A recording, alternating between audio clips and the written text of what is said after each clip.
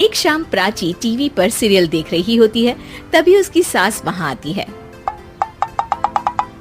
अरे सीरियल में तो ऐसे मग्न है जैसे आज रात का खाना पड़ोसी आकर बनाएंगे। मुझे पता ही नहीं था आपने अपने बेटे की शादी पड़ोस में भी की हुई है। हैं? मतलब? मतलब इस घर में सारा काम बहू ही करती है, आप तो सिर्फ खर्राटे मारती हैं। अच्छा जी, फिलहाल तो तुम आराम फरमा रही हो, चलो जाओ, ये मेरे टीवी देखने का समय है। आहा, इसीलिए मुझे भगाया जा रहा है। सॉरी, अब तो बिल्कुल नहीं जाऊंगी। प्राची की इस बात पर दोनों सास बहू के बीच टीवी रिमोट के पीछे बच्चों जैसे छीना झपटी शुरू हो जाती है, जिसके बीच श्लोक भी काम से घर वापस आ जाता है। आज मेरी चूहे बिल्ली की जोड़ी किस बात पर झगड़ रही है? अरे तेरे बीवी मुझे टीवी ही नहीं देखने दे रही। अरे तुम्हारी मम्मी मुझे खाना बनाने के लिए फोर्स कर रही है। अरे वाह, ऐसे बेतुके रीजन पर तो बच्चे भी झगड़ा नहीं करते। अरे मुझे कुछ मत बोल, सब इसने ही शुरू किया है। हाँ हाँ, जैसे आप तो बहुत दूध की धूली है ना। अरे बस दोनों चुप। प्राची जाओ, खाने की तैयारी करो। और माँ तुम छोड़ो, तुम्हें क्या बोलूं, शांति से अपना सीरियल देखो, मुझे दोबारा लड़ने की आवाज सुनाई नहीं देनी चाहिए। ऐसा बोलकर श्लोक वहाँ से चला जाता है, जिसके पीछे पीछे प्राची भी कुछ न कुछ बड़बड़ाते हुए रसोई में चली जाती है। हाँ हाँ, सासू जी को तो कुछ बोलेंगे ही नहीं, बस मुझ पर ही हुक्म चलता है, खाना बनाओ, जैसे मैं इनके घर में खाना बनाने के लिए आई हूँ। इसी तरह शाम बीतती है और रात को श्लोक और प्राची की सास खाना खाकर सोने चले जाते हैं, लेकिन प्राची गुस्से में कुछ खाए बिना काम में ही लगी रहती है। इस घर में किसी को घंटा फिक्र नहीं पड़ता, मैं खाऊं या भूखी रहूं। प्राची कुछ देर के लिए रसोई से बाहर जाती है और जैसे ही वापस आती है तो वहां दूध का भरा ग्लास देखकर हैरान रह जाती है।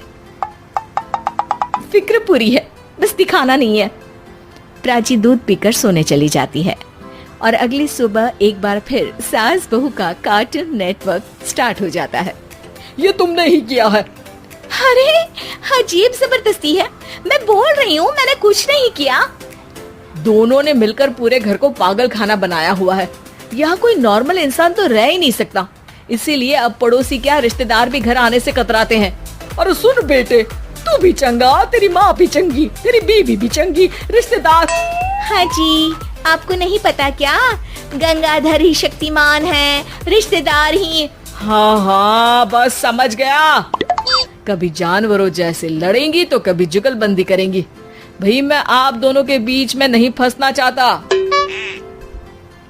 सास बहू की इस मनमौजी जोड़ी से परेशान होकर श्लोक अपना सिर खुजलाता वहाँ से चला जाता है। चलो अब मैं भी कीर्तन में जा रही हूँ। इस पर जैसे ही सास कमरे में अपना पर्स लेने जाती है तो वहाँ नाश्ते की प्लेट रखी देख मुस्कुराने लगती है और नाश्ता करके घर से बाहर निकलते हुए कुछ पैसे टेबल पर रख जाती है, जिसके कुछ देर बाद सिलेंडर वाला घर आता है। ओ मोरी मैया, मैं सिलेंडर के बारे में तो बिल्कुल भूल ही गई थी। घर खर्च के सारे पैसे भी मम्मी के पास है और श्लोक से बोला तो उल्टा 4 बात सुनाएंगे। प्राची ये सोच ही रही होती है कि अचानक उसका चेहरा चमक उठता है और वो घर में आकर इधर उधर देखने लगती है। तभी उसकी नजर टेबल पर रखे पैसों पर पड़ती है, जिन्हें वो सिलेंडर वाले को दे देती है। ये सब श्लोक देख लेता है। अच्छा बेटे, इतना बड़ा घोटाला, सबके सामने मैं तेरी दुश्मन और पीठ पीछे तेरी मेरी यारी। इस पर श्लोक एक प्लान बनाता है और शाम को सब एक साथ बैठे होने पर बोलने लगता है। माँ, तुम दोनों की बहुत लड़ाई होती है, इसलिए मैं सोच रहा हूँ कि प्राची को उसके घर छोड़ाऊं, इससे वो भी खुश रहेगी और तुम भी। अचानक श्लोक की ये बात सुनकर सास बहू शौक से उसकी तरफ देखती है। अरे ऐसे कैसे घर छोड़ाओगे, मुझे कहीं नहीं जाना।